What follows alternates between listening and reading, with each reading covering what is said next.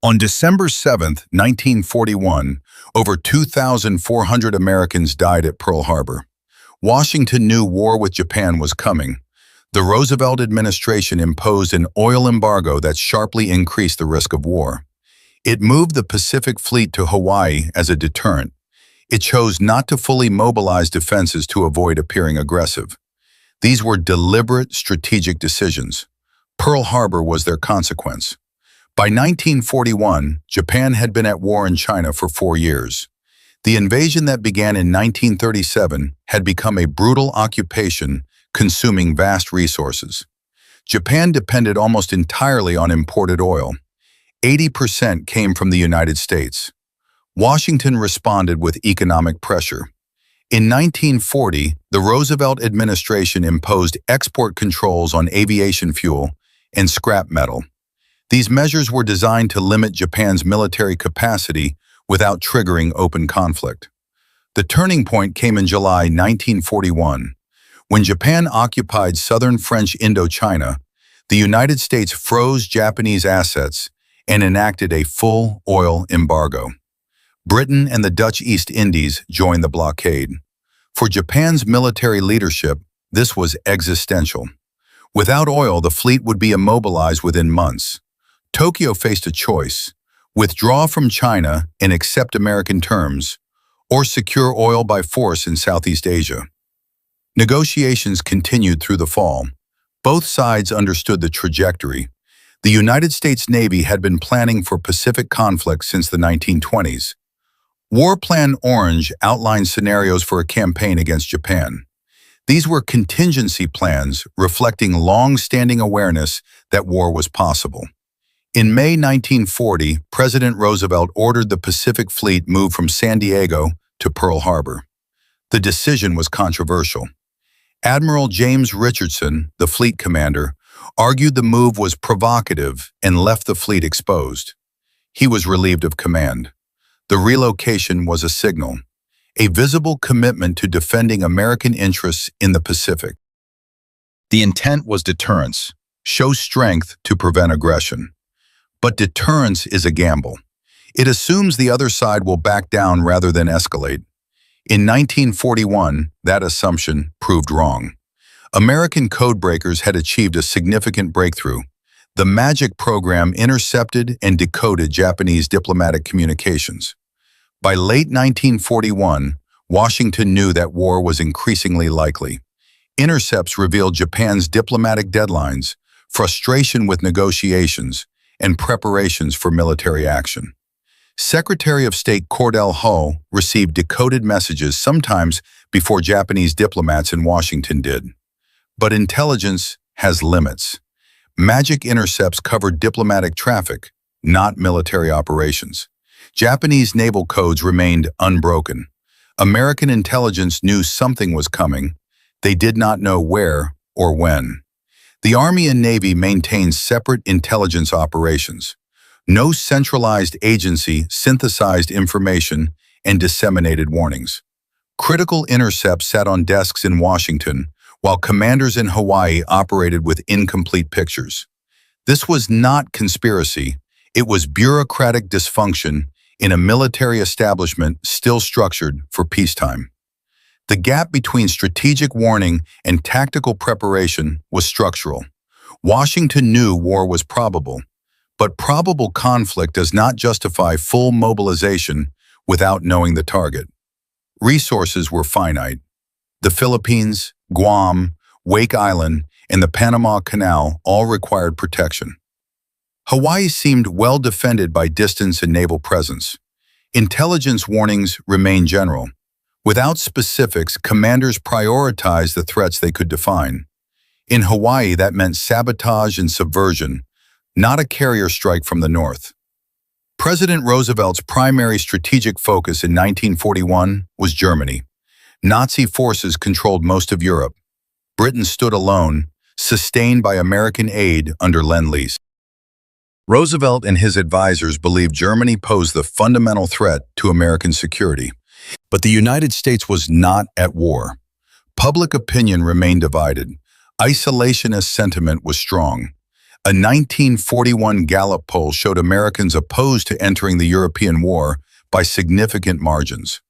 Roosevelt made a choice: support Britain, pressure Japan economically, wait for an incident that unified public support. The administration needed Japan to be seen as the clear aggressor. This shaped military policy in the Pacific. Full mobilization in Hawaii, forward deployments, preemptive strikes, all would undermine that political objective. Washington chose strategic restraint over maximum readiness. The calculation was that Japan, facing economic collapse, would negotiate rather than attack. That calculation was wrong. The consequences would reshape the global order for 50 years.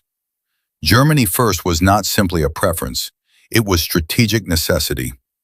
Nazi Germany controlled industrial capacity that dwarfed Japan's. German submarine warfare threatened the Atlantic supply line to Britain. German forces were within striking distance of Soviet oil fields in the Caucasus. If Britain fell or the Soviet Union collapsed, Nazi dominance over Europe would be nearly irreversible.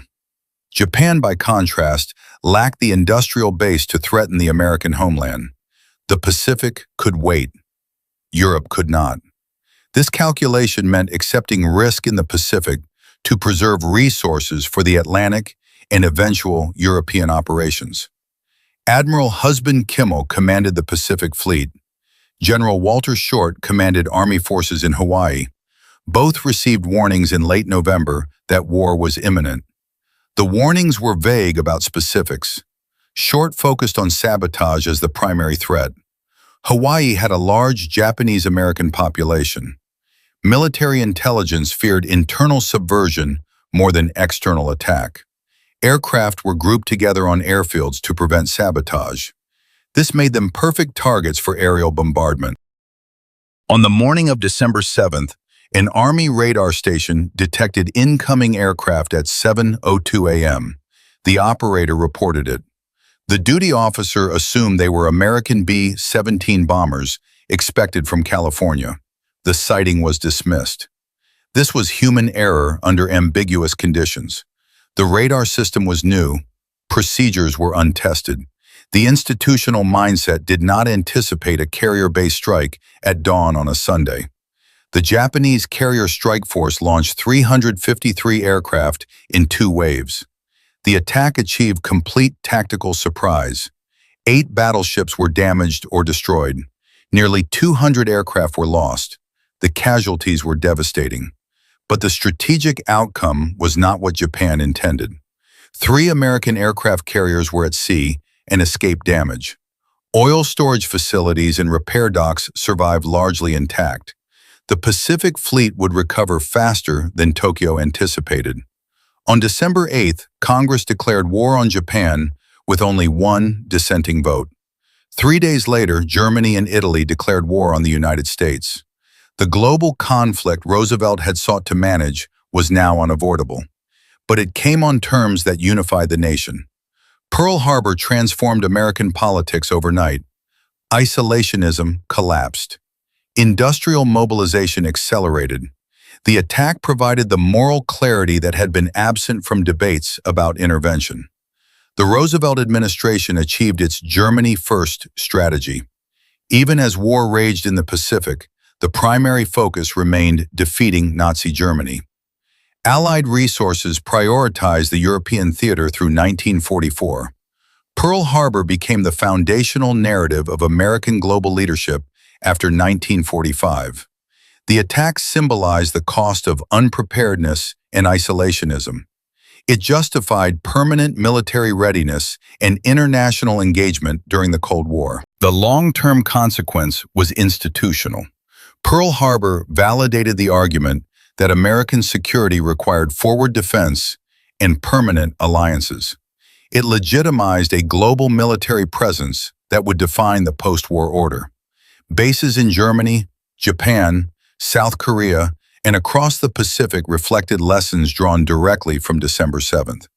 The narrative of surprise attack became the justification for a national security state structured around preventing another Pearl Harbor. What began as strategic miscalculation in 1941 became the organizing principle of American foreign policy for generations. Did Roosevelt know the attack was coming? Did he allow it to happen? The evidence does not support deliberate foreknowledge of the attack on Pearl Harbor. No credible documents show Roosevelt or his advisors knew the specific target and timing. What they knew was that war with Japan was probable. Conspiracy theories persist because they offer simple explanations for complex events. The historical reality is more complicated. Leaders made decisions with incomplete information under enormous pressure. They calculated risks. They prioritized Europe over the Pacific. They chose political positioning over maximum defensive readiness. Mainstream scholarship, including declassified records reviewed over decades, supports this conclusion. Pearl Harbor was the result of strategic decisions made in Washington between 1940 and 1941. Economic pressure designed to deter Japan made war more likely. Political calculations limited defensive preparations. Institutional failures prevented effective warning. The attack succeeded because American leaders gambled on deterrence and lost. This was not accident or ignorance. It was strategic miscalculation with catastrophic consequences. The lesson is clear. Democracies facing existential threats make calculated risks. Sometimes those risks end in disaster. Pearl Harbor was one of those times.